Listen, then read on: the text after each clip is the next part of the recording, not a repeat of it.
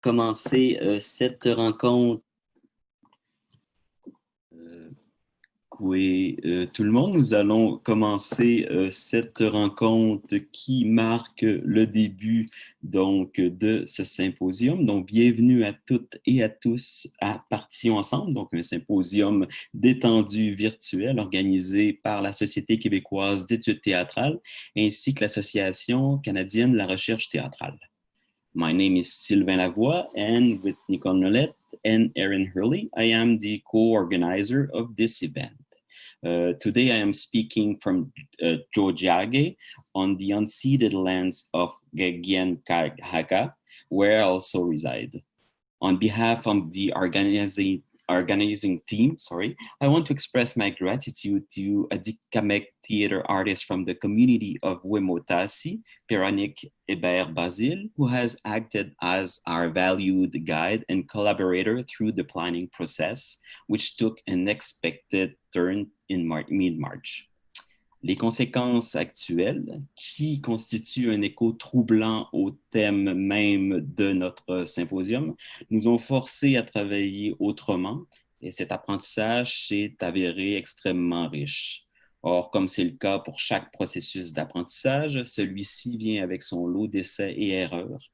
But it has always been wrapped in an ethos of curiosity and care, led by three key principles that informed our decisions all along: rencontre, accessibility, and respect.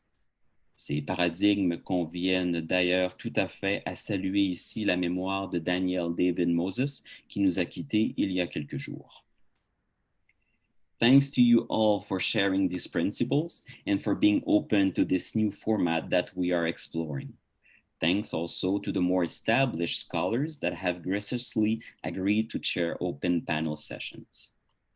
Permettez-moi de nommer les autres personnes composant l'équipe organisatrice qui a largement collaboré à la conceptualisation, à la planification, à la collecte de fonds et à la réalisation de Partions ensemble. Ash McCaskill, Marie-Christine Lesage, Carole Nadeau, Shauna Jensen et Chantal Lepage. Divided yet together, we have aimed to structure and facilitate opportunities for exploration and innovation on questions of dramaturgy, composition, and creative process. C'est dans cet esprit que nous accueillons aujourd'hui, que nous sommes en fait très heureuses et heureux d'accueillir Émilie Mollet, pour ouvrir cet événement. Donc, je crois que nous sommes toutes et tous, nous commençons à être malheureusement habitués au fonctionnement de Zoom, mais donc, petit rappel à ce sujet, donc nous sommes dans un webinaire, donc les principaux et principales personnes qui vont parler donc, durant cet événement, moi-même, Émilie Monet, bien entendu, Nicole Nollet aussi. Nous avons aussi deux interprètes en langue des signes québécoise, donc Marie Lauzon et Isabelle Roy, que nous remercions. Et enfin, un peu dans l'ombre, Erin Hurley, qui, elle, will be closed captioning the event into English. And as a reminder, this event will also eventually be made possible and available in English for the Anglophone audience. Donc, à cet effet, je suis encore une fois, comme je vous disais, très heureux de vous présenter Émilie Monet, que je connais depuis presque longtemps déjà et que dont je suis le travail avec beaucoup d'intérêt. D'origine Anishinaabe et française, Émilie vit à Tiohtià:ke, Mouniang, Montréal. Elle est directrice artistique de la compagnie Onishka, ce qui veut dire Réveille-toi. At the intersection of theater, performance, and media arts, her practice centers on questions of identity, memory, history, and transformation. Her works privilege collaborative processes of creation and are typically presented as interdisciplinary theater or immersive performance experiences. As a playwright and director, she is the artist in residence at Centre du Théâtre d'Aujourd'hui until 2021. This time will be different. Her most recent installation performance created together with choreographer Lara Kramer was presented at the Festival Transamérique in June 2019. Since 2016, she has been producing Indigenous Contemporary Scene, a nomadic platform for the presentation of live arts and creative exchanges between Indigenous artists and communities. Enfin, donc sa pièce Okinum, que j'ai le très grand plaisir d'éditer, paraîtra dans quelques semaines aux Herbes Rouges. Le spectacle, qui contient une facture extrêmement sonore, et c'est un des éléments, je crois, qui va être mis de l'avant aujourd'hui, est en voie d'adaptation en format podcast. And also stay tuned as Okinum should be presented in English and in French at the NAC in the spring of 2021. Mais avant cela, donc plongeons dans l'univers de Marguerite Duplessis, et c'est à cet effet que je vous présente sans plus tarder, je l'ai déjà fait, mais donc j'offre la parole à Émilie, qui, en fait, Émilie, j'aimerais peut-être pour commencer, te poser une question. Et c'est d'ailleurs comme cela que nous allons procéder. Donc, une conférence qui va explorer d'autres formes, donc qui va emprunter un chemin plus théâtral. Donc, nous allons entrer en dialogue justement avec les propos d'Émilie, qui va nous faire découvrir son nouveau projet. Et c'est la première question que j'aimerais te poser, Émilie. Donc, comment est né ce projet autour de Marguerite Duplessis, une figure marquante de notre histoire que malheureusement peu de gens connaissent. Donc, je te passe la parole et je te prie de nous expliquer un peu comment ce sujet-là a pris forme ou est en train de prendre forme. Oui. Ça fait déjà plusieurs années que l'histoire, en fait, la vie de Marguerite Duplessis m'habite. Ça doit faire environ peut-être... C'était quand j'ai déménagé à Montréal, donc ça doit faire 12 ans. J'avais fait un tour avec la compagnie qui s'appelle L'Autre Montréal, The Other Montreal, qui offrait des tours touristiques, en fait, finalement, de la ville de Montréal, mais plus alternatifs. Donc, il y en avait un, c'était Montréal autochtone. Et on montait dans un autobus scolaire et on allait dans plusieurs lieux de Montréal où, en fait, il y avait la guide touristique nous expliquait les tranches de l'histoire qui étaient reliées à ce lieu. Et à un moment donné, on s'est arrêté dans le Vieux-Montréal devant un édifice. Et là, elle a dit, ceci était l'endroit, en fait, c'était une prison où avait été emprisonnée Marguerite Duplessis, qui était une esclave à Montréal, qui habitait sur la rue Saint-Paul et qui a été la première à mettre en branle tout l'appareil judiciaire de l'époque, dont ça s'appelait la Cour supérieure de la Nouvelle-France, pour revendiquer sa liberté. Donc ça, c'était en 1740.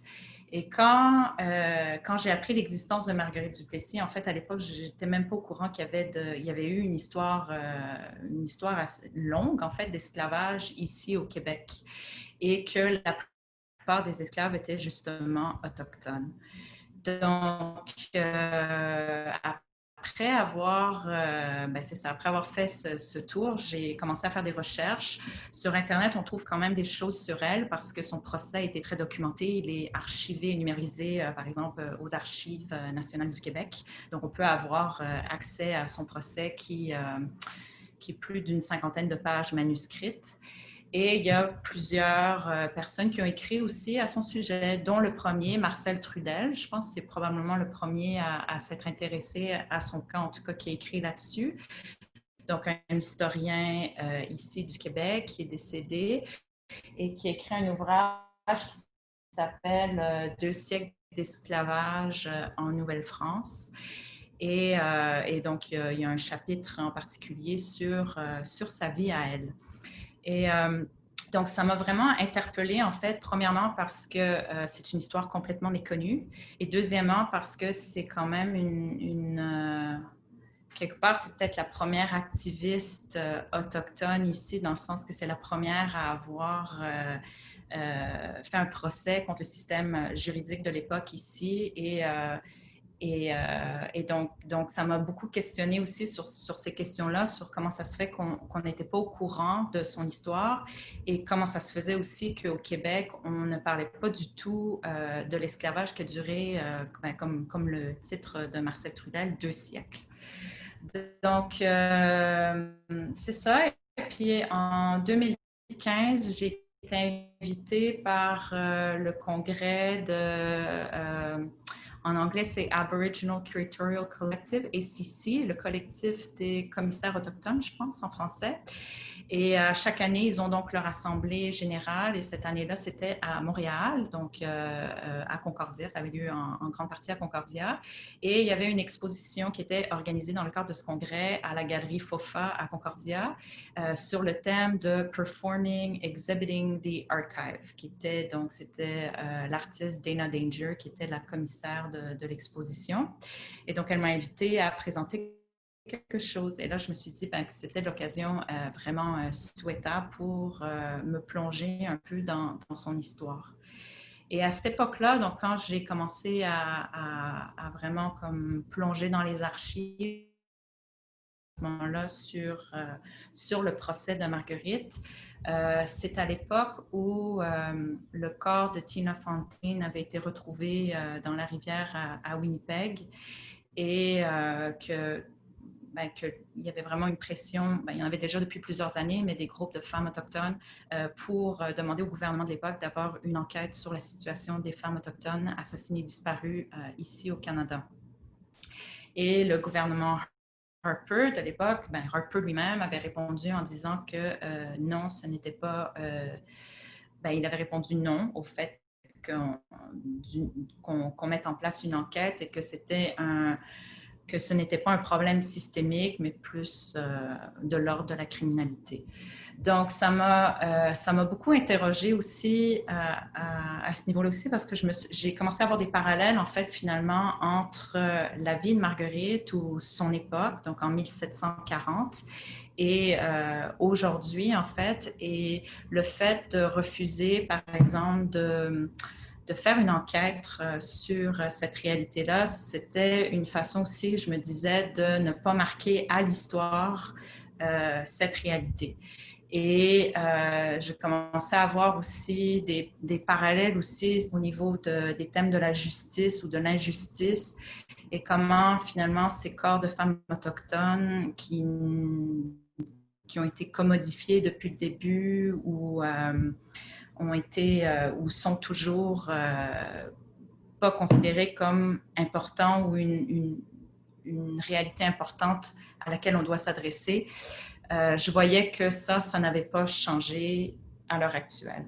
Donc voilà, donc je voulais vraiment commencer à faire des parallèles entre l'actualité et la vie de Marguerite. Et je voyais beaucoup de points parallèles aussi parce qu'en fait, Marguerite, peut-être je vais expliquer qui est Marguerite aussi là, pour un peu son trajet et sa vie. Marguerite aurait été de la nation Iowa, même si je pense Marcel Trudel disait dans son livre qu'elle était de la nation Pawnee. Mais après, il y a eu d'autres historiens qui cherchent un peu plus poussées et ça apparaît qu'elle serait plus de la nation Iowa. Et elle a été mise en captivité et elle s'est retrouvée à Montréal où là, elle aurait été chez M. Duplessis, dont elle aurait repris le nom de famille. Et après, une fois sa mort, elle a été revendue à plusieurs individus pour finalement être propriété d'un homme qui s'appelait le Chevalier d'Ormicourt et qui, lui, avait des propriétés en Martinique. C'était commun, en fait, c'était la Nouvelle-France. Il y avait des colonies dans les Antilles et ici, tout le territoire des États-Unis, le Mississippi et tout ça. Donc il avait vendu Marguerite pour aller travailler dans les champs de canne à sucre en Martinique. Et donc Marguerite a été emprisonnée à ce moment-là. En fait, elle a entamé un procès à l'époque qui s'appelait Dormicourt devant le Conseil supérieur de la Nouvelle-France pour dire en fait qu'elle était née libre, que c'était une femme libre, qu'elle était baptisée aussi donc sujette du roi, et qu'elle était née d'un père blanc, donc elle n'était pas esclave. Et donc le procès qui a duré quand même quelques mois, voilà, en fait son procès c'était pour savoir si elle était une femme libre ou pas. Et finalement, elle a perdu son procès et elle a été déportée en Martinique. Mais à partir du moment où elle a perdu son procès, on perd la trace de Marguerite et donc ça devient une femme disparue finalement. C'est aussi un cas, en fait, quand j'ai découvert cette information-là, j'ai rencontré, je me suis mis à parler avec plusieurs chercheurs qui se sont concentrés en fait sur cette histoire de l'esclavage en Amérique du Nord, de l'esclavage autochtone, mais aussi de cette traite en fait transatlantique qui existait aussi, et du fait qu'il y a eu plusieurs esclaves autochtones ici au Québec et au Canada qui ont été ensuite vendus pour aller terminer leur vie en tant qu'esclaves, toujours dans les Caraïbes et dans les colonies, surtout françaises de l'époque. Et cette histoire-là, c'est un pan d'histoire qui est très méconnu, mais qui a duré environ 60 ou 70 ans jusqu'à la guerre de 7 ans qui était, je pense qu'elle a terminé en... Là, j'ai un doute. La guerre de 7 ans, je pense qu'elle s'est terminée en 1763. Donc, jusqu'à cette époque-là, il y avait beaucoup de commerce, en fait, d'esclaves et d'esclaves autochtones qui se sont retrouvés dans les Antilles. Donc, j'ai décidé de partir sur les traces de Marguerite, en fait. Et puis, en janvier dernier, j'ai fait une résidence de recherche et d'écriture pour essayer de retrouver les traces de Marguerite en Martinique. Le marché principal des esclaves était à Saint-Pierre. C'est une ville en Martinique qui a été la capitale avant que ça devienne Fort-de-France par la suite. Et c'est là qu'il y avait le marché des esclaves le plus important, en fait, des Caraïbes. Et fort probablement que Marguerite se serait rendue là et ensuite on perd sa trace. Donc, c'est un peu parti de ça, le projet, en fait, de vraiment honorer sa vie, son combat, tout ce qu'elle a, son combat, en fait, pour la justice, et puis de voir aussi comment cette histoire-là se répond à l'actualité aujourd'hui. Écoute, Émilie, j'ai envie de te poser une question qu'on vient de recevoir. David Gary nous demande, je me demande, est-ce qu'Émilie, comment tu l'imagines, tu imagines physiquement Marguerite? Est-ce qu'il y a des images d'une part qui existent d'elle, ou sinon, qu'est-ce qui, toi, te permet de l'imaginer déjà d'une certaine façon? Puis ça permet peut-être de poser la question aussi par rapport au rendu, donc comment on rend justement une figure oubliée ou qui est vraiment disparue de la mémoire. Donc, comment on rend ça en scène? Oui. Ben, il n'y a aucune image, en fait, de Marguerite. J'ai réussi à trouver, par contre, sa signature dans ses archives. Elle a pu signer son nom.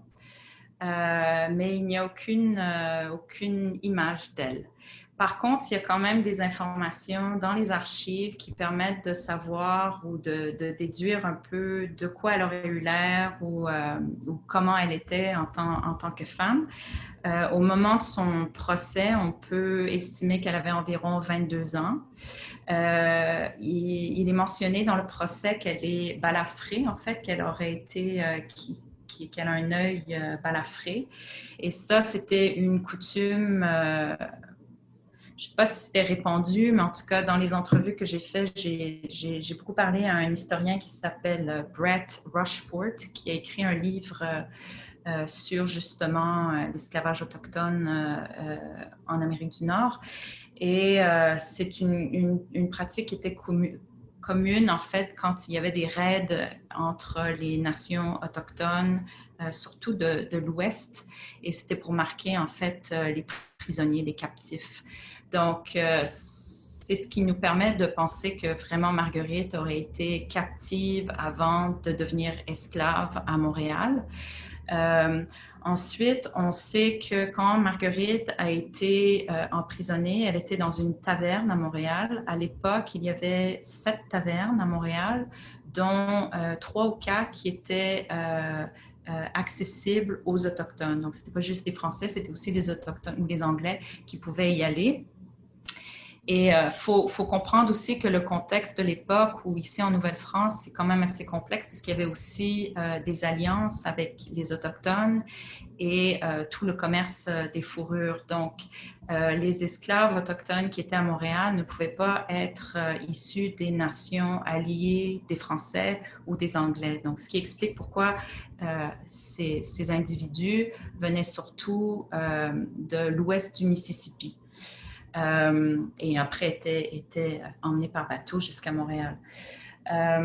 Donc, dans les archives, en fait, il est mentionné qu'elle était dans cette taverne et qu'elle portait une belle robe, ce qui a emmené, j'ai oublié le terme exact de la personne enfin, qui l'a emprisonnée, qui était sur place et qui l'a emprisonnée pour vol, libertinage et insolence. Donc, il pensait qu'elle avait volé cette robe et elle lui a répondu et donc finalement il l'a mis en prison pour ces 3 raisons. Donc après, tu sais, bon, j'écris, j'essaie de m'inspirer ou de m'imprégner de cet univers ou d'essayer de m'imaginer de quoi elle aurait pu avoir l'air, mais j'imagine que en tant que femme, jeune femme, en plus ayant le statut d'esclave aussi, qu'elle soit capable de répliquer, qu'elle sorte seule dans une taverne, parle beaucoup aussi de la force de son caractère aussi, je pense. Et elle avait rendez-vous en fait avec Jacques Nouette, qui est l'intendant qui l'a représenté après dans son procès. Donc, et qui, dans les archives, dit que c'est lui qui lui a offert la robe. Donc c'est un peu... c'est sûr qu'on n'a pas beaucoup d'informations sur elle, mais après, moi, mon travail créatif ou d'écriture, c'est d'imaginer un peu dans l'invisible qu'est-ce qu'on peut faire pour l'honorer, en fait, finalement, puis pour ramener sa mémoire à la surface. Donc, si je réponds à la deuxième partie de ta question, Sylvain, ça m'amène à écrire dans mon processus d'écriture, d'imaginer le spectacle, non pas comme une fresque historique sur Marguerite en expliquant qui elle est et tout ça, mais plus un texte choral pour 3 interprètes. Et je voudrais qu'en fait, l'histoire de Marguerite puisse à la fois évoquer celle d'une femme actuelle, par exemple, mise dans la traite des femmes actuelles, parce que ce sont les femmes autochtones qui sont le plus représentées dans la traite des femmes. Et que ça puisse à la fois évoquer une femme Anishinaabe ou une femme autochtone actuellement, que même une femme d'origine africaine qui a été mise sur les bateaux et mise en esclavage en Martinique. Donc, une des interprètes, en fait, est martiniquaise, que j'ai rencontrée là-bas, qui s'appelle Rita Ravier. Et les 2 autres interprètes sont autochtones d'ici. Donc, une c'est Soleil Launière, qui est une interprète Innu. Et l'autre, je suis en train de confirmer c'est qui, donc je ne vais pas encore révéler son nom, mais c'est une interprète autochtone d'ici. Mais pour moi, j'aimerais que ce texte ou l'écriture soit c'est ça, une écriture chorale, en fait. Écoute, tu nous as bien, je pense que tu nous as bien expliqué. On découvre finalement un peu davantage donc quelle est cette femme justement méconnue qui est Marguerite aussi. Et tout ça pose quand même beaucoup ces questions donc de la mémoire occultée, le pouvoir des archives aussi. Comme en fait, peut-être une petite question à ce sujet-là aussi. Comment tu articules la question de la mémoire, de l'archive, surtout quand, d'un point de vue occidental, c'est beaucoup plus l'archive, c'est le papier, c'est le visuel aussi. Donc, dans les cultures autochtones, on passe beaucoup plus par l'oral. Donc, comment tu joues, tu navigues en fait entre quelque chose une archive papier, visuel, versus justement une archive orale. Puis ça me permet aussi de poser cette question. Quelle est la place qu'occupe Marguerite justement dans la mémoire des peuples autochtones? Bon, là, c'est très large et tout, et j'imagine que tu ne peux pas répondre de façon globale, mais est-ce qu'elle prend un rôle justement, un rôle certain dans justement une certaine histoire autochtone? Est-ce qu'elle est connue justement des Autochtones? Et donc, comment toi, tu t'insères justement dans tout ça, dans cette archive, dans cette histoire aussi orale? C'est une grosse question. Hein? Ouais. Ben, ce qui est apparu vraiment, tu sais, dès le début, tu sais, en faisant du recherche sur les archives ou même en lisant, par exemple, Marcel Trudel, c'est qu'il y a un point de vue de l'histoire qui est, en fait, on arrive avec son bagage et puis ses propres fils. Donc, il y a une version très très occidentale finalement de l'histoire et puis colonisatrice aussi. Donc, quand on regarde le procès de Marguerite, tout le système de justice qui était mis en place n'était pas porteur pour que Marguerite puisse obtenir ou que sa liberté lui soit reconnue, qu'on le reconnaisse qu'elle est née libre et que donc c'est une femme libre et qu'elle devrait qu'elle n'est pas un bien commun et propriété d'un Français finalement. Donc, ce qui est apparu très vite, c'est qu'il manquait finalement un point de vue plus décolonisateur en fait de l'histoire et des archives. Marguerite aurait jamais pu gagner son procès finalement parce que le juge était lui-même propriétaire d'esclaves. Les intendants, toutes les personnes au pouvoir à Montréal étaient tous propriétaires d'esclaves. Donc, si on avait reconnu la liberté de Marguerite, on aurait dû tout remettre en cause ou en question, tout un système, le système de l'époque, en fait. Donc, mais j'ai trouvé, en fait, il y a une juriste autochtone de la nation métisse qui s'appelle Signa Dawn Shanks, qui a écrit un article, en fait, sur le cas juridique de Marguerite et qui est disponible sur Internet. Donc, quand j'ai fait la découverte, en fait, de cet article sur Internet, ça a été un énorme cadeau sur mon chemin ou dans ma recherche parce que c'était le point de vue d'une femme autochtone sur son procès. Et donc, on s'est rencontrés. Elle est professeure à l'Université de Toronto. On est allés manger ensemble à Toronto. Et la conversation a très vite bifurqué sur le fait qu'on n'est pas une société de prendre soin, en fait, quand on pense à la situation des femmes autochtones assassinées et disparues, et même des jeunes filles ou des personnes bispirituelles, les racines de tout ça proviennent peut-être aussi du fait qu'on a toujours commodifié les corps des femmes autochtones. Donc, ça va prendre beaucoup de temps avant qu'on puisse commencer à changer les mentalités et même les politiques ou tout ce qui est en place pour prendre soin, en fait, de ces corps ou de ces femmes. Donc, quand ça fait plusieurs générations où on n'a pas pris soin de ces questions-là, on ne peut pas changer ça en une génération. Donc, ce genre de conversations-là ont été très précieuses pour moi parce qu'ils m'ont amené à... C'est ça. Je pense que c'est parce que Sigma est elle-même une femme autochtone qu'on a pu aller explorer un peu ou que notre conversation a bifurqué vers ces concepts-là.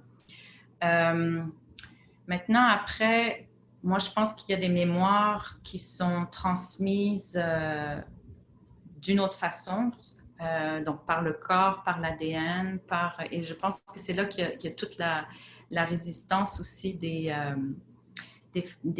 peuples autochtones se fait par ça aussi, et je dirais, des Martiniquais. Quand j'ai rencontré Rita, par exemple, Rita est une chorégraphe à Fort-de-France, en Martinique, et c'est une de celles qui a ravivé la danse du bélé, qui est une danse des esclaves, en fait.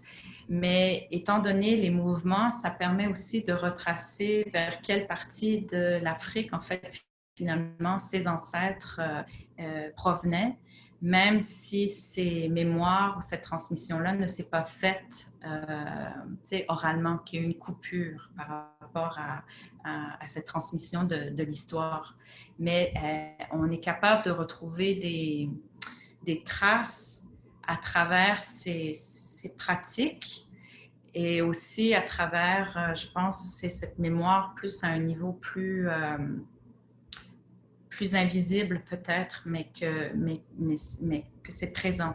Donc voilà. Puis au niveau, dans l'équipe de création, en fait, j'ai essayé de réunir le plus possible des concepteurs et puis des dramaturges et des interprètes qui proviennent de ces deux communautés, donc afro-caribéennes et autochtones, pour vraiment qu'on puisse être dans un espace où on puisse vraiment plonger dans ces histoires et puis voir un peu c'est quoi le legs qu'on porte de cette histoire d'oppression et d'esclavage, en fait, et comment ça s'incarne, même si c'est de façon très subtile ou invisible, mais comment ça s'incarne dans chacune d'entre nous. Après, il y a aussi un autre concept auquel je réfléchis un peu dernièrement, c'est celui de la mémoire transformative.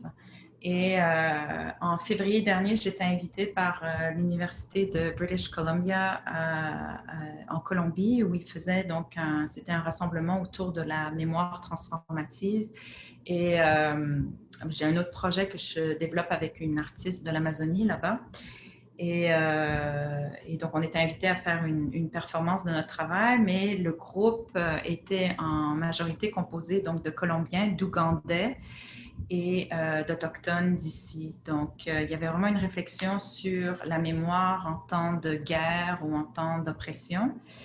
Et comment est-ce qu'on peut transformer cette mémoire? Une mémoire, c'est pas seulement la mémoire des vivants, c'est aussi la mémoire des morts. Donc, quel est le travail à faire aussi pour venir réparer au niveau de nos ancêtres, par exemple?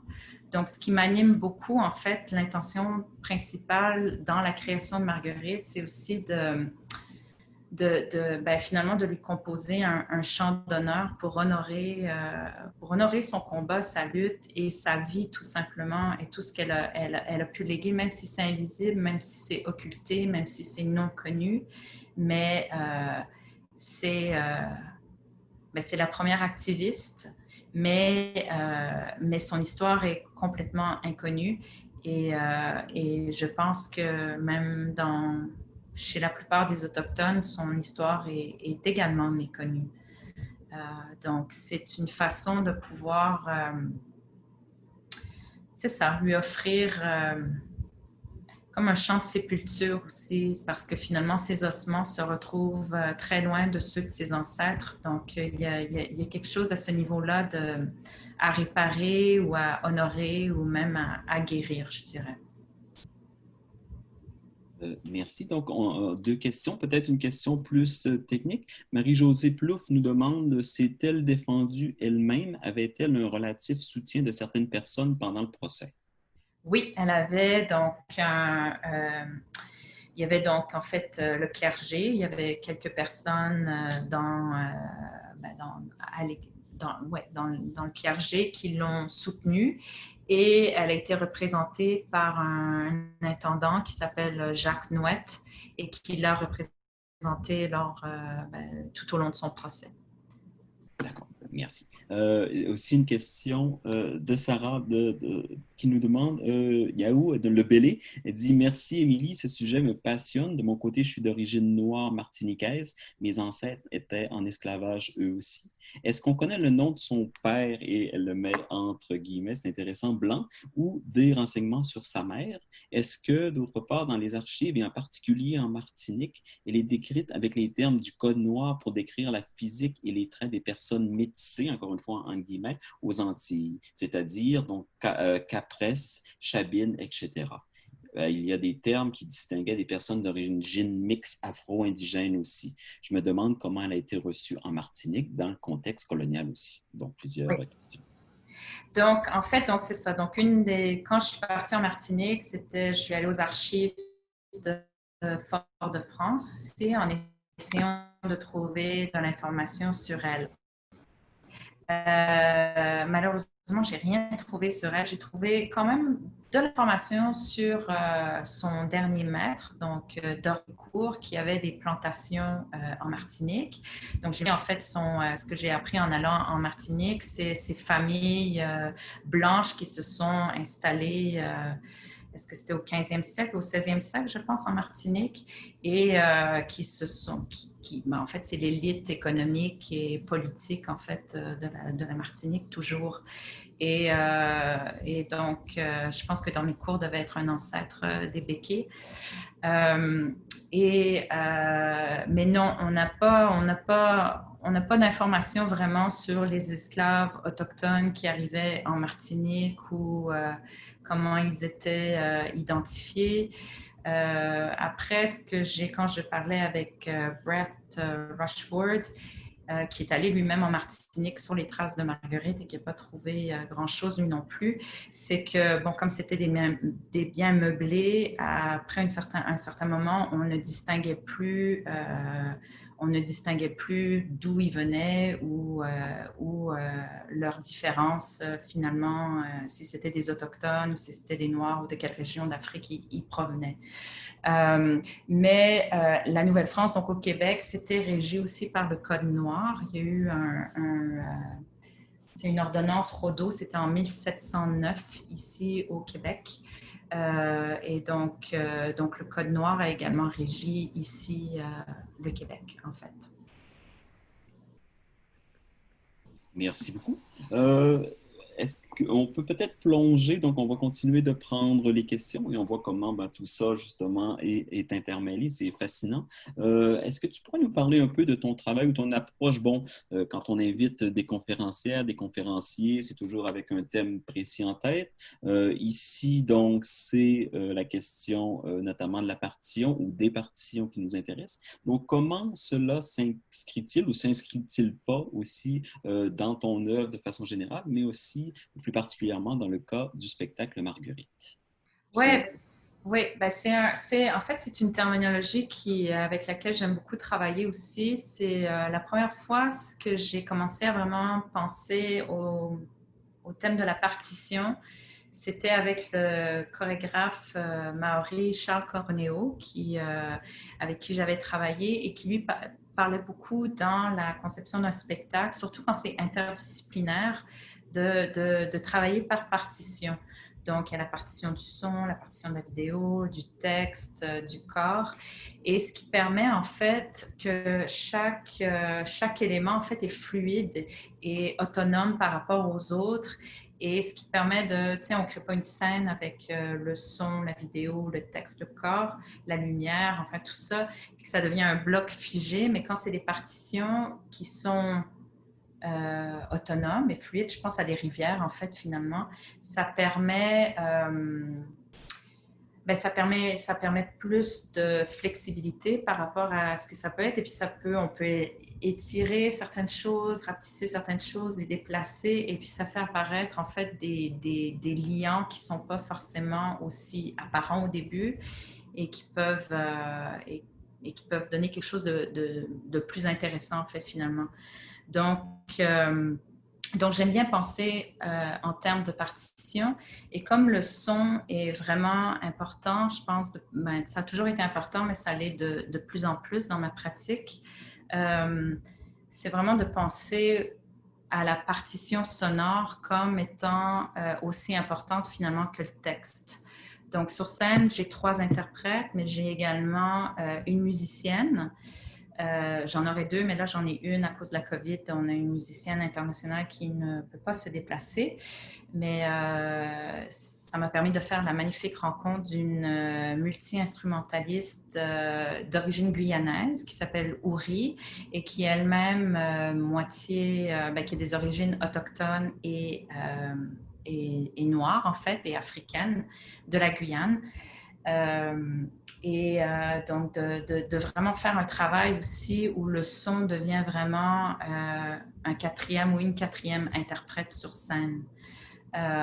Souvent, j'ai l'impression aussi que la voix et le chant permettent aussi d'exprimer à des niveaux déjà plus viscéral, mais aussi, ça permet aussi d'exprimer des fois ce que les mots peuvent limiter.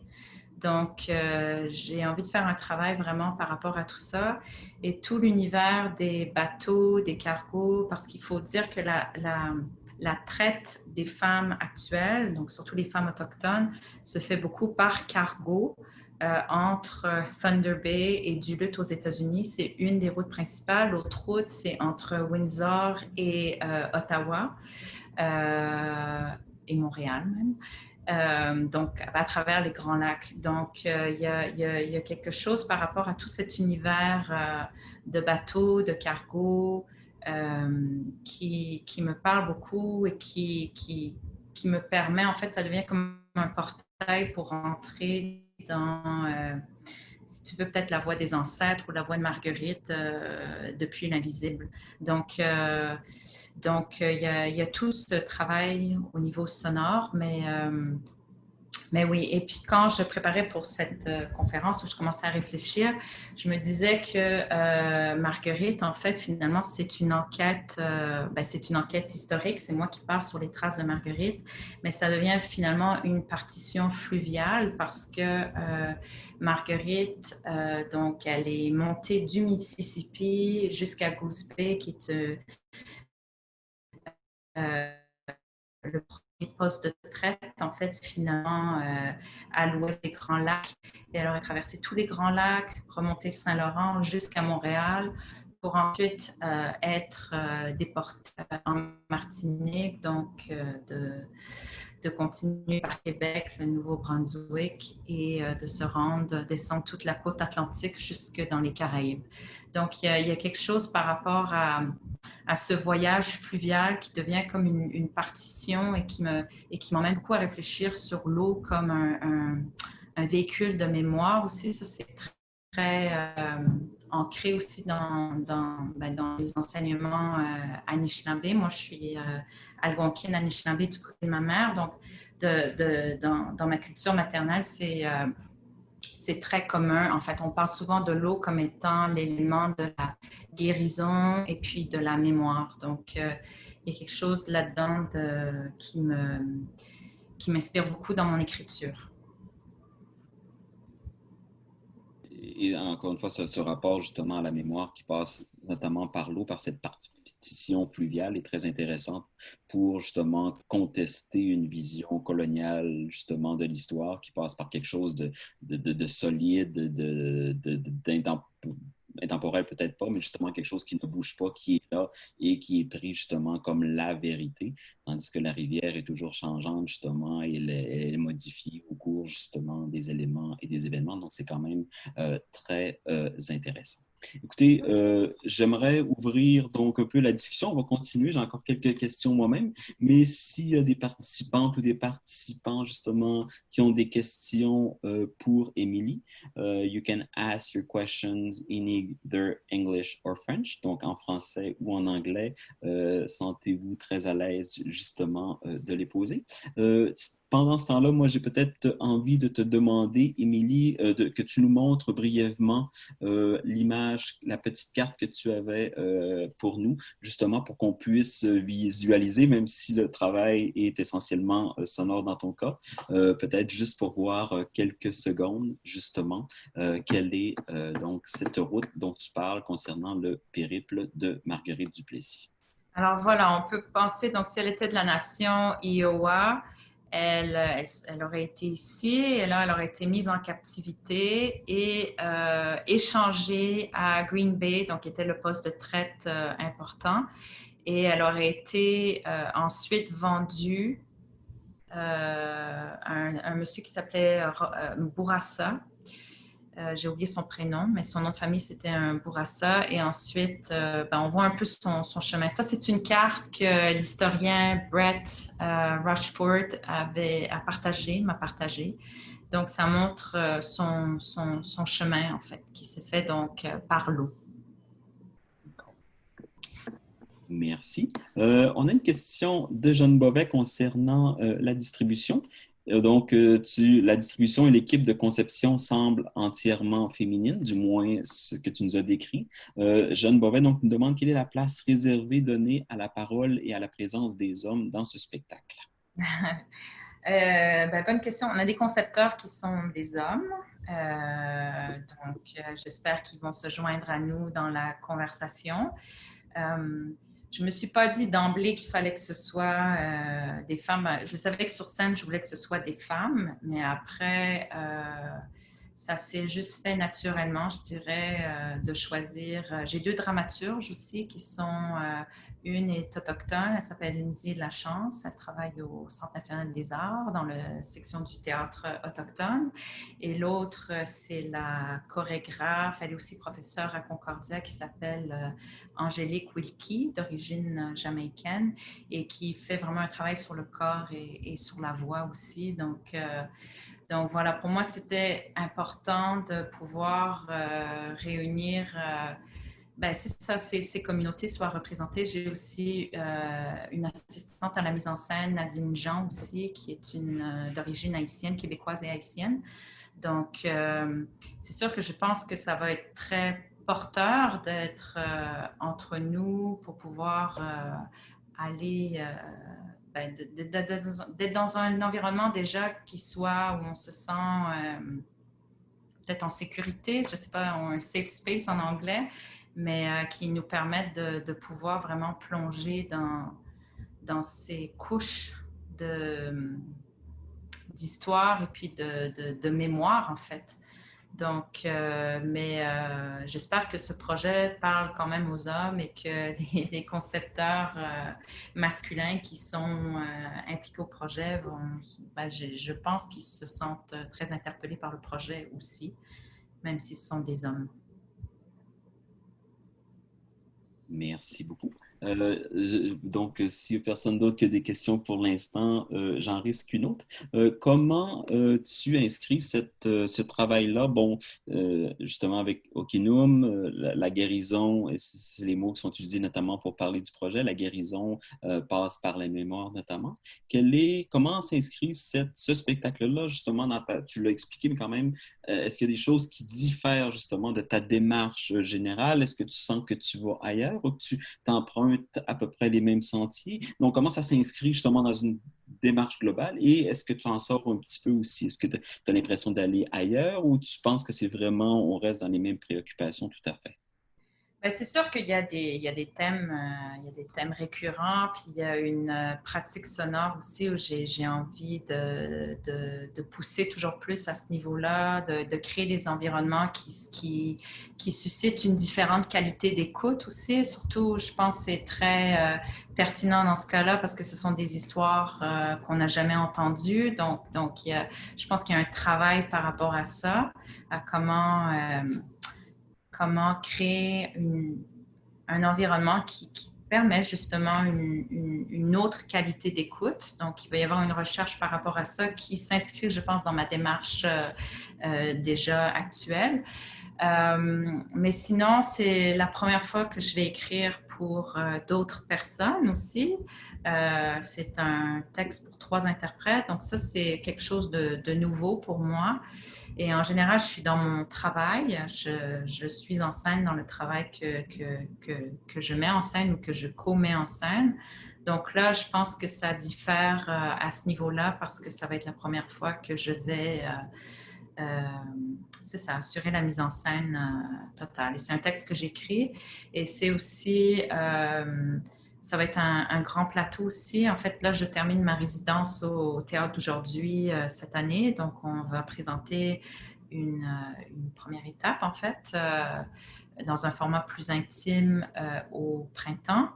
Mais ensuite, le spectacle va se déployer pour un grand plateau pour Espace Go, où je vais être artiste en résidence pour 3 ans. Merci beaucoup. On a hâte de suivre ça, justement. Donc, on a deux questions. D'une part, donc là, je traduis live de la part de David qui dit Chiara Emily. Il y avait de l'esclavage et aussi de la traite d'esclaves.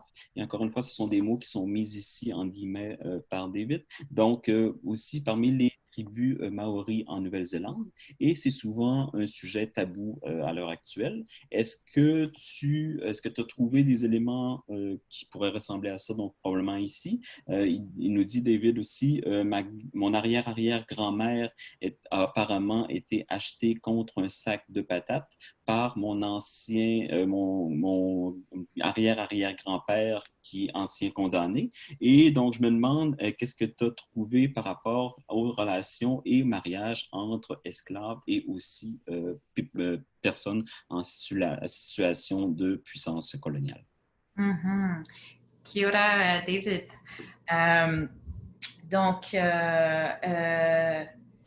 ben, c'est sûr que c'est un sujet, moi en tout cas, je ne connais pas beaucoup de choses sur en fait les pratiques d'esclavage au sein même des communautés autochtones, mais il y en avait. Il y a des mots qui existent en Anishinaabe-Mowen. On a un mot pour un esclave ou ce qui pourrait se référer à une personne mise en domestication. Donc, étant donné qu'il y a des mots, ça veut dire que les pratiques probablement existaient aussi, même au sein des Anishinaabe, par exemple.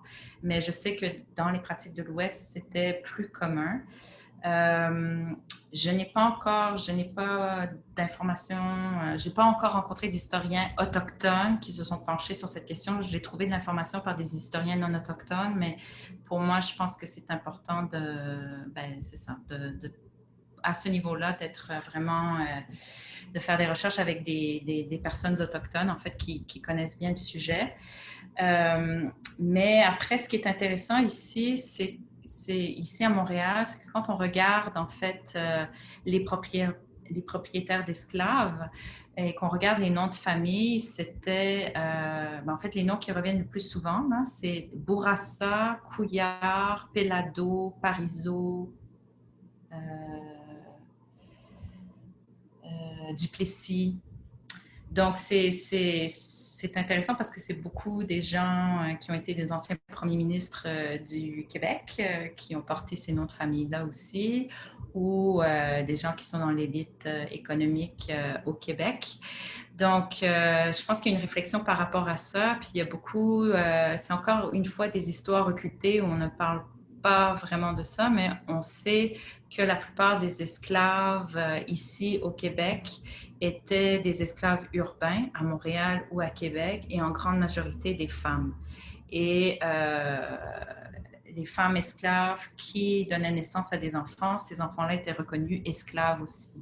Donc, on peut imaginer qu'il y a eu beaucoup d'union entre des hommes blancs propriétaires d'esclaves et leurs femmes esclaves. Probablement aussi des relations non consentantes, beaucoup. Donc, ça, c'est un pan de l'histoire dont on ne parle jamais et dont il n'y a pas beaucoup d'informations non plus. Mais voilà, c'est vraiment tout à défricher.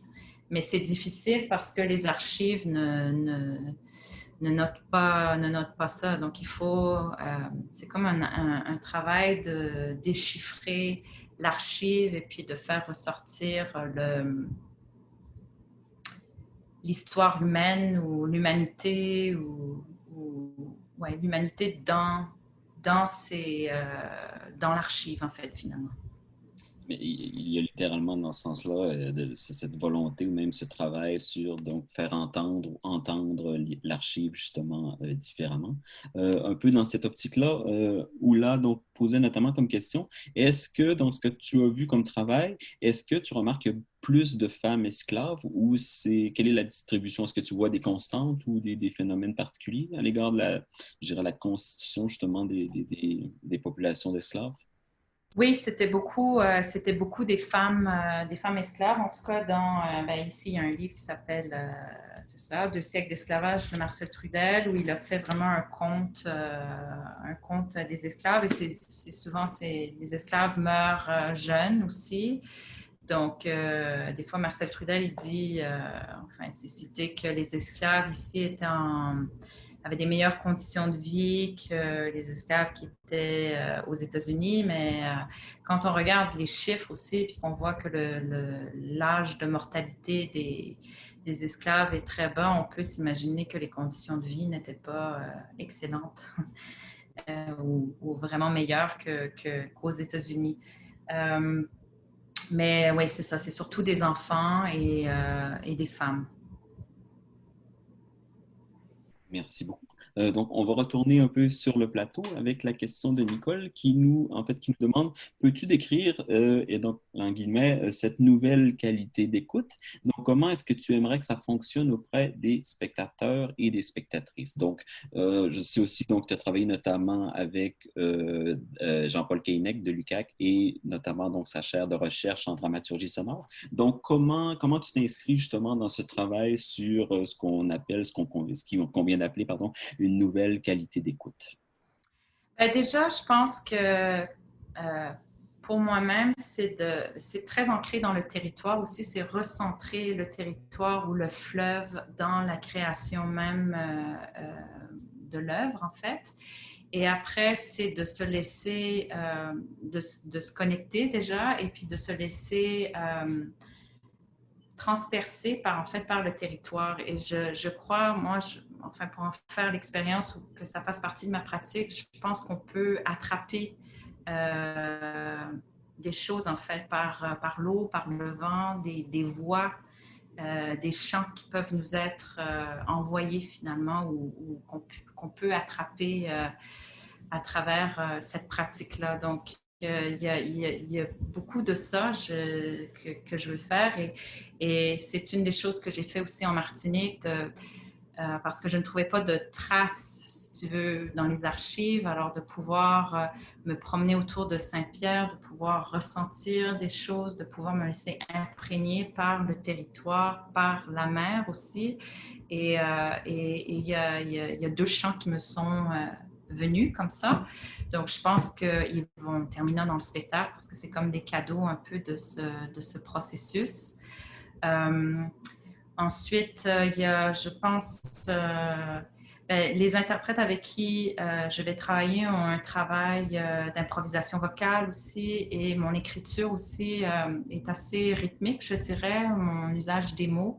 Donc, je pense qu'on va beaucoup improviser par rapport à ça. Et puis, avec la conceptrice sonore qui fait donc la conception sonore live aussi, de vraiment explorer ça pour voir comment est-ce que il y a des choses qui peuvent être communiquées et reçues au-delà des mots. C'est vraiment ce qui m'intéresse, je dirais. Et puis après, dans Okinum, donc ma dernière pièce de théâtre, on avait fait ça dans un environnement circulaire et j'avais vraiment envisagé l'espace comme une installation sonore aussi. Donc, on avait 22 haut-parleurs et je voulais vraiment que les gens ou le public se sentent bercés par les sonorités des langues et de l'Anishinaabe surtout. Le spectacle était en 3 langues. Donc, je pense qu'il va y avoir un travail ce niveau-là aussi de mise en espace sonore et puis les interprètes vont être probablement micés aussi, donc qui est vraiment un travail par rapport à ça. Là, dernièrement, cette semaine, des pistes que j'écrivais aussi, j'imagine en fait comme un chœur de respiration, de souffle, comme Ouais, j'avais envie de travailler là-dessus avec les interprètes, donc d'imaginer comme des fantômes ou des ancêtres, donc vraiment travailler sur un chœur de souffle. Donc, voilà. Après, c'est des choses qui vont être trouvées en studio de répétition. On a plusieurs étapes ensemble qui s'en viennent à l'automne et à l'hiver et en vue du spectacle au printemps. Merci. Donc, depuis le début de cette activité, donc, il y a déjà certains noms d'artistes qui ont été évoqués, mais est-ce que tu pourrais nous dire un peu plus? Donc, bon, on en a discuté déjà, toi puis moi autour d'une table, mais quand même, quels sont les artistes, quels sont certaines des artistes qui t'influencent, qui marquent ton parcours, justement, que tu suis avec plus d'attention, qui marquent tes pas, etc. Ben, il y en a plusieurs. Qui me vient en tête en premier? Ben, Rebecca Belmore, définitivement, cette grande artiste visuelle et de la performance Anishinaabe. Euh, C'est Teresa Margolles aussi, qui est une artiste visuelle aussi de la performance, mais mexicaine, qui a beaucoup travaillé sur le thème en fait, des femmes disparues aussi à la frontière entre le Mexique et les États-Unis. Elle avait une exposition au Musée d'art contemporain, je pense, il y a 1 an et demi. C'est également une autre artiste qui, qui m'inspire beaucoup. Sinon, dans les arts de la scène, j'aime beaucoup le travail de Marie Brassard, qui travaille vraiment l'interdisciplinarité aussi. Donc, le travail avec le son beaucoup. Donc, ça me parle beaucoup. Ouais, ben aussi qui m'inspire, je veux dire, après, c'est ma mère, par exemple, ou ma sœur. J'ai tendance à beaucoup travailler avec aussi des amis proches ou des gens de ma famille aussi. Ce sont beaucoup des gens qui m'inspirent aussi. Et en ce moment, je dirais que mes inspirations, c'est regarder mes plantes pousser. Ça a vraiment, mais mine de rien, ça a beaucoup d'influence en ce moment sur ma pratique, je crois, de prendre le temps de regarder les choses pousser et puis d'être plus en accord avec un rythme de la nature. Ça, donc, c'est pas forcément des personnes, mais ça peut être des, des êtres vivants qui sont pas forcément des êtres humains, en fait, finalement. Il y a littéralement dans ça, je pense, une éloge de la lenteur, justement, ce mouvement qu'on n'est plus habitué, qu'on n'a jamais été habitué. Je parle notamment des Occidentaux à remarquer, justement, à voir parce que ça va passer vite et tout. Donc, dans cette volonté effrénée, justement, de toujours produire davantage et tout. Je me souviens qu'une des dernières fois, on a discuté, on a évoqué aussi l'ouvrage, notamment Breeding Sweetgrass. Ouais. Donc, dans ce travail justement avec les plantes et tout. Puis même dans Okinum, je pense que ça revenait quand même beaucoup, cette insistance sur la forêt, sur quelque chose justement de l'ordre du vivant qui n'est pas, qui passe justement par le non-humain. Et ça, c'est quand même aussi très riche puis très porteur, je crois. Puis c'est pas quelque chose à laquelle on est tout à fait habitué dans les salles de théâtre, il me semble. Je pense que ce qui est peut-être un peu, enfin, qui est différent cette fois-ci, c'est que je parle vraiment de l'archive ou d'une figure qui a réellement existé. Donc, il y a une rigueur, c'est important, non?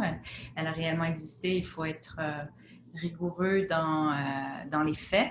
Mm-hmm. Mais mais ce qui est peut-être commun, c'est qu'il y a il y a comme une quête un peu. Donc là, c'est comme de partir sur les traces de Marguerite. Ça devient une enquête historique.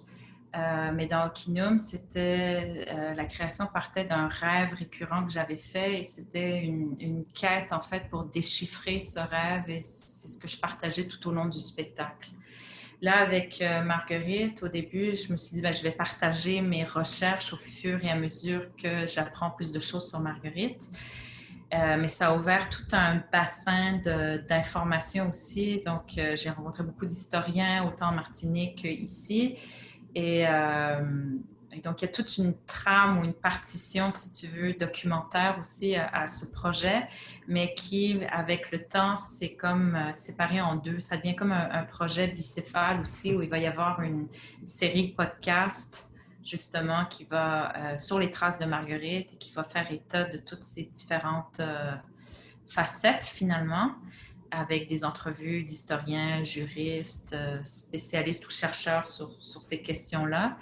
Et vraiment un spectacle qui va être moins didactique et beaucoup plus ancré dans ouais, dans la voix et puis dans le texte évidemment, mais dans quelque chose de plus viscéral. Ce travail-là, d'ailleurs, très intéressant. Bon, la question notamment du procès, je veux dire, le procès qui a suivi pendant très longtemps le théâtre au Québec, notamment dans les années 70, et même, je crois que maintenant, on revient aussi à d'autres formes un peu de procès. Donc, c'est intéressant, justement, que ce travail-là, ton travail, justement, s'insère dans une veine qui va au-delà de ça, ou qui va emprunter, justement, certains éléments de l'histoire par la bande. Et ça, je trouve ça particulièrement riche, justement, de réhabiliter justement certains faits, mais en prenant donc des avenues complètement ou presque inexplorées pour justement nous faire découvrir quelque chose qu'on a occulté. Hein. Donc, c'était pas une question en fait. Mais je continue donc à ouvrir la discussion. Donc, if anyone wants to ask questions to Emily, please feel free to do so again. Est-ce qu'il y a des choses aussi que tu aurais aimé couvrir, justement, dont tu aurais aimé nous parler, Émilie, concernant Marguerite, mais aussi de façon plus générale, cette approche du théâtre que tu privilégies? Ben, j'ai rien qui me vient en tête là, tout de suite. Je peux regarder mes notes un peu, regarder s'il y a quelque chose qui... Est-ce que dans... peut-être, oui, peut-être une des choses que je trouve vraiment intéressant et que j'aime de plus en plus, c'est vraiment voir comment peut-être des éléments qui sont disparates ou qui ont pas forcément de connexion au départ, quand on les met ensemble, il y a comme un nouveau sens qui émerge. Donc, ça m'inspire beaucoup. Comme par exemple, en allant en Martinique, à Saint-Pierre, il y a un musée, en fait, parce que il y a un volcan à côté de Saint-Pierre, le mont Pelée. Et en 1906, le volcan il y a eu une éruption de volcan qui a complètement détruit toute la ville. Et donc, en particulier, les archives aussi qui étaient du marché. Et il y avait dans le musée plein d'objets qui sont restés en fait finalement de l'éruption volcanique. Donc il y a quelque chose que ça fige la mémoire en même temps que ça a brûlé la mémoire, le volcan, parce par exemple, il y avait un tas de graines de riz entassées qui ont été recouvertes de lave et ils ont gardé leur détail total du grain de riz, tout mis ensemble. Ça fait un objet magnifique. Ou des ampoules aussi qui ont été recouvertes de lave et qui ont été distorsionnées et qui créent des formes vraiment intéressantes et qui ont inspiré justement, par exemple, le surréalisme aussi. André Breton est allé en Martinique, il a vu ces objets et après, il s'en est inspiré. Picasso s'en est inspiré aussi dans ses tableaux. Donc il y a comme, tu vois, le surréalisme avec l'histoire de Marguerite peuvent avoir l'air complètement déconnectés l'un par rapport à l'autre, mais j'ai l'impression qu'il y a des liens qui vont émerger et qui vont permettre de... C'est comme un prisme qui te permet de rentrer de plein de différentes avenues dans l'histoire même de Marguerite, en fait, finalement. Et ça me stimule beaucoup artistiquement de plus en plus. Donc, c'est de trouver ces connexions un peu étranges ou inusitées entre les choses et puis de les faire se répondre et voir comment, en fait, ça révèle une autre couche de l'histoire que j'ai envie de raconter. D'autant plus que le surréalisme, c'est ça aussi. Hein, je veux dire, c'est quand même un point de vue par rapport à ce que certaines autorités ont décrété comme étant le réel, le rationnel, donc ce qui fait sens, effectivement, donc en mettant ensemble des choses complètement pour un premier regard qui semble un peu disparate, un peu étonnant, ça peut créer des objets étonnants. C'est très beau aussi que tu mentionnes notamment le volcan qui fige les choses, qui fige les événements, les éléments, donc cet élément, donc cette question du feu qui vient faire un genre qui vient s'inscrire un peu en porte-à-faux avec le regard fluvial, la question de l'eau et tout, c'est quand même extrêmement intéressant.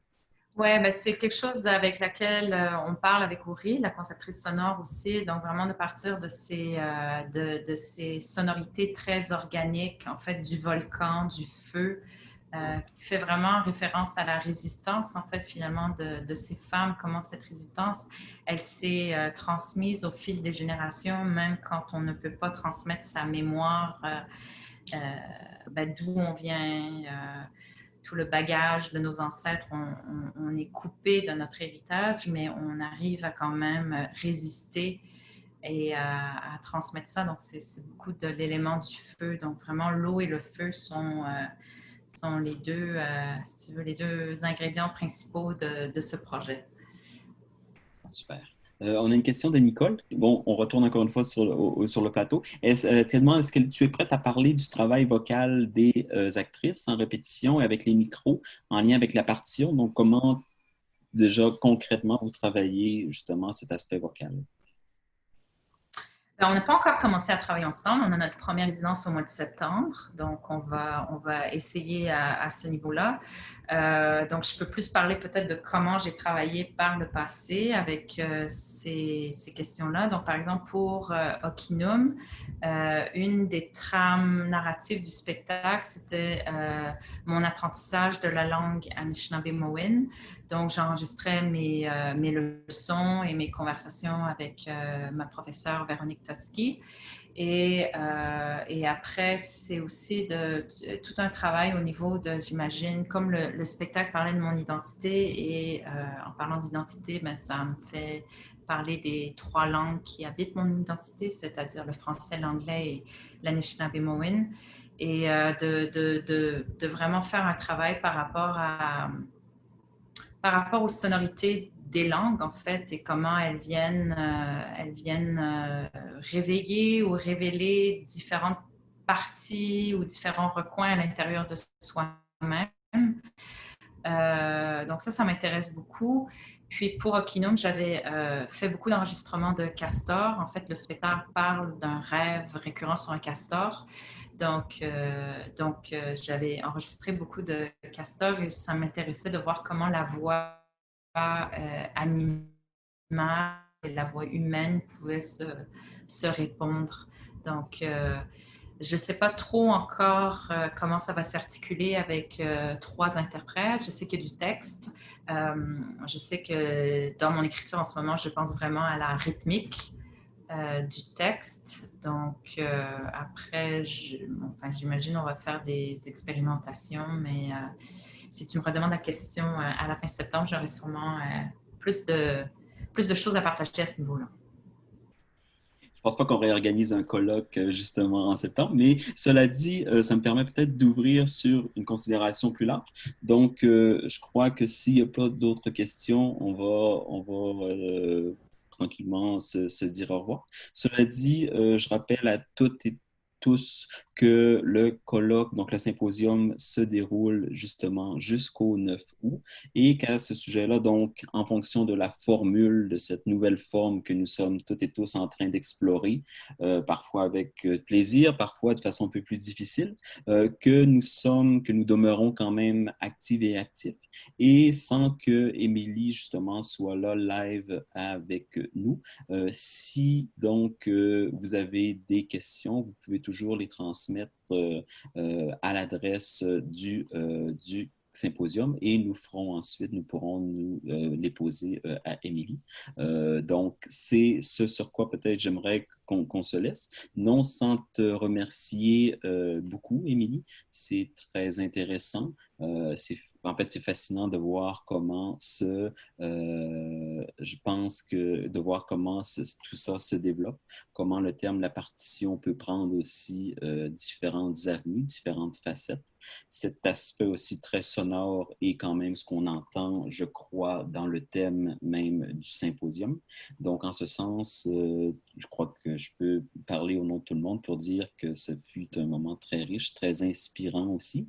Et nous avons, en fait, moi en particulier, j'avais très hâte de découvrir justement les prochaines étapes de travail.